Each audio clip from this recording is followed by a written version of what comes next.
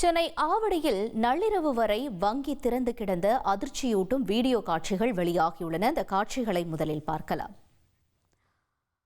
தொடர்ந்து இதுகுறித்தான கூடுதல் விவரங்களோடு இணைகிறார் எமது செய்தியாளர் கார்த்திக். வழங்க நாம் விவரங்களை கேட்டறிவோம். கார்த்திக், வணக்கம். தொடர்ந்து இந்த சம்பவம் தொடர்பான முழு விவரங்கள் என்ன? வணக்கம். ஆவடி காவல் நிலைய குற்றப்பிரிவு SI சிவகுமார் நேற்று முன்தினம் நள்ளிரவு ஆவடி CTS சாலையில் ரோந்து பணியில் ஈடுபட்டுக் கொண்டிருந்திருக்காரு.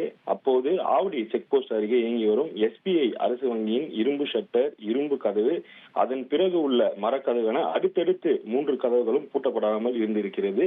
இதை பார்த்து அதிர்ச்சியடைந்த போலீசார் வங்கி மேலாளருக்கு தகவல் தெரிவிச்சிருக்காரு. சம்பவ இடத்திற்கு வந்த மேலாளர் மற்றும் கடநிலை ஊழியர் ஆகியோர் வங்கியில் முழுமையாக ஆய்வு செய்திருக்கிறார்கள். பணம் பாதுகாப்பாக இருப்பதாக மேலாளர் தெரிவித்திருக்காரு. அதன் பிறகு வங்கிக்கு பூட்டு போடப்பட்டிருக்கிறது. விசாரணையில் நேற்று முன்தினம் இரவு வங்கி ஊழியர்கள் கவனக்குறைவாக பூட்டாமல் சென்று தெரிய வந்திருக்கிறது. இந்த வங்கியில் 3000க்கும் மேற்பட்டோர் வங்கி கணக்கு வைத்திருக்காங்க. சம்பவ நாளன்று வங்கியில் 50 லட்சம் ரூபாய் இருந்ததாக கூறப்படுகிறது.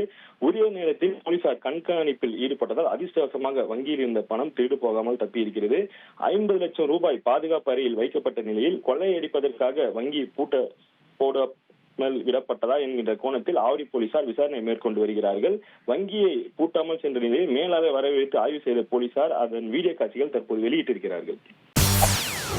செய்திகளை உடனுக்குடன் தெரிந்து கொள்ள உடனே சப்ஸ்கிரைப் பண்ணுங்க.